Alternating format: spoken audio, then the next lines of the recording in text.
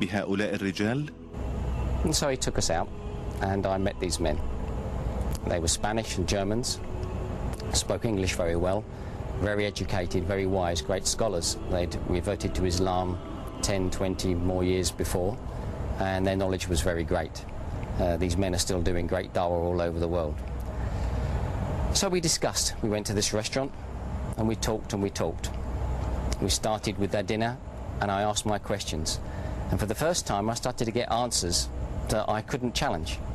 They weren't just answering my questions from a religious point of view, but they were also answering from a point of view of logic and all the scientific sense that I thought I had and I thought I had as my objections. We talked until midnight, and the restaurant threw us out. They got tired of these men sitting there debating, and they put us out into the street, and we talked further. Another hour we stood standing in the street in Garhoud, watching the traffic go by and arguing these points of religion and philosophy. And at 1 o'clock in the morning, and it was a Wednesday night in the middle of the week, they said to me, "So, do you have any more questions?" And I said, "No, I don't. I've run out of questions." So they said, "Now what? You're going to embrace Islam?" What could I say? I could only say yes. So it was. They invited me to come to their house on the following Friday, 2 days later.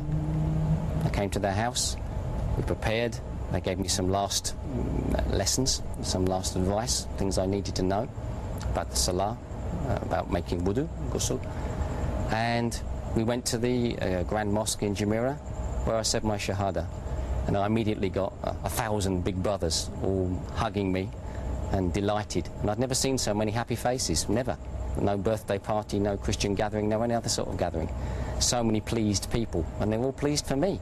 Well, I felt like the star of the show, and that was an amazing experience. The rest of that day passed in a whirl of meeting lots of new people who all treated me as something special, something I'd never been before. And this was fantastic.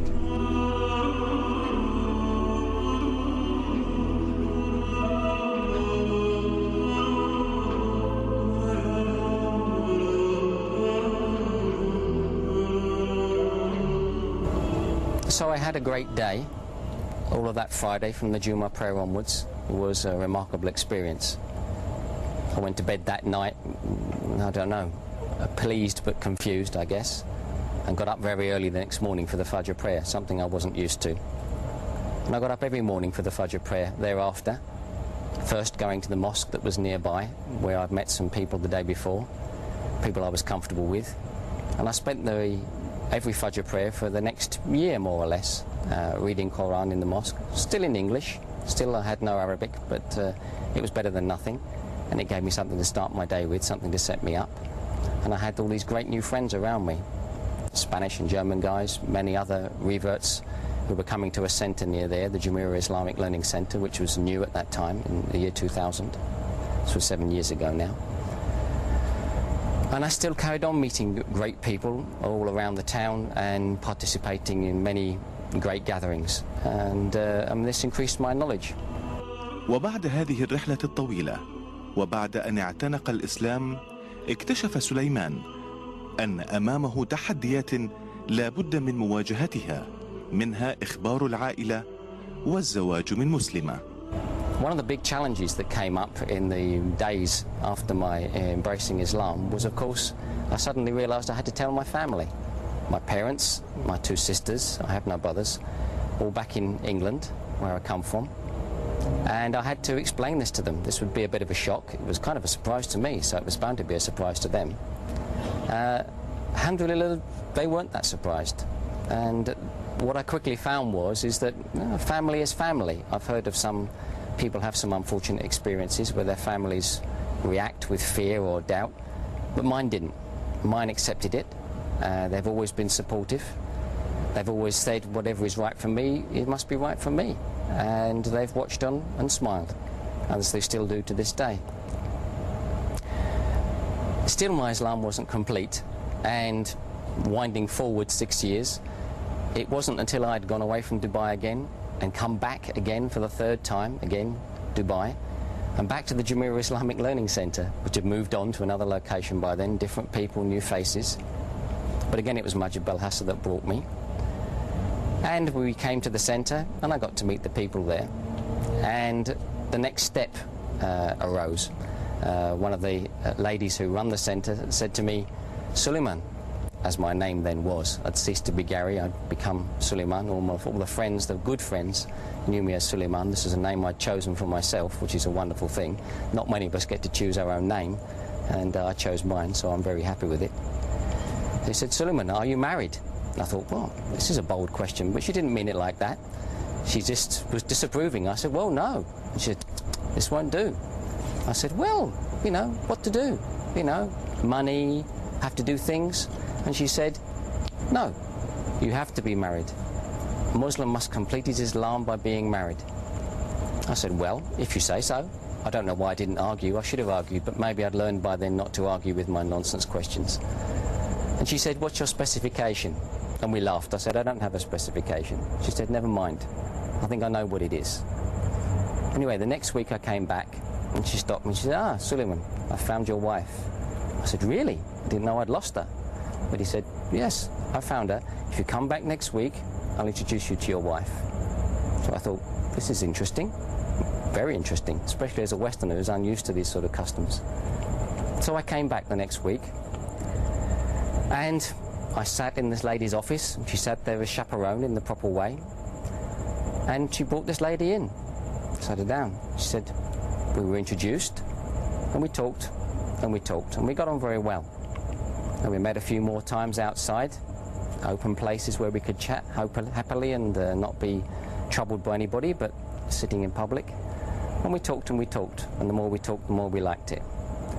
And after some time, my wife, who is not a revert, she's Egyptian, she's a born Muslim, said to me, well, this won't do. You can't carry on meeting like this. You know, the coffee may be nice, but this is disgraceful. We laughed about this, but never mind. She said, so what's it going to be? I said, well, you'll have to marry me then. And she said, yeah, that's okay. So we did. A few months later, I travelled to Cairo, and we married there. Alhamdulillah, I met all of her family, and it was wonderful, and they accepted me also. And this was something which I should have done long before, obviously, but everything has its time. Now my wife is my inspiration, and she's completed my Islam, and that enables me now to move ahead. ومن واقع تجربته الطويلة وحواراته الأطول قبل أن ينعم الله عليه بالإسلام يتوجه سليمان بكلمة إلى المسلمين وإلى من زالوا واقفين على ضفة النهر. So that's my story. I hope it doesn't bore you too much. I think I just have one thing I want to say.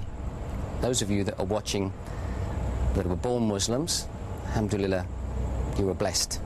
And I just hope that you treasure it and you treat it as you should, as a gift that you were given at birth, something very wonderful. If you're watching and you already are a Muslim, but you are a revert like me, then Mabruk, congratulations. Also, alhamdulillah, always alhamdulillah. I hope your story was something wonderful for you, whether it was a sudden discovery or a slow and tortuous argumentative path like mine. Whatever it was, I hope it brought you to the right place. If you're not a Muslim, then I have something else to say to you. That is, look at me now, some ugly old man, but I'm very happy. Happier than I've ever been, more satisfied than I've ever been. All the doubts and fears, all the desires and longing for the wrong things, material things, stupid things, things that just belong to this life, that no matter what I collected, after 70, 80, 90 years, if I'm lucky, I would have to give them all up. I've swapped that for something permanent. I'm not going to lecture you, you know, if you don't want to listen to it, you don't have to listen. Just see what I have on my face. I'm happy. You could be happy too. This is something you should consider. I hope you will. Thank you.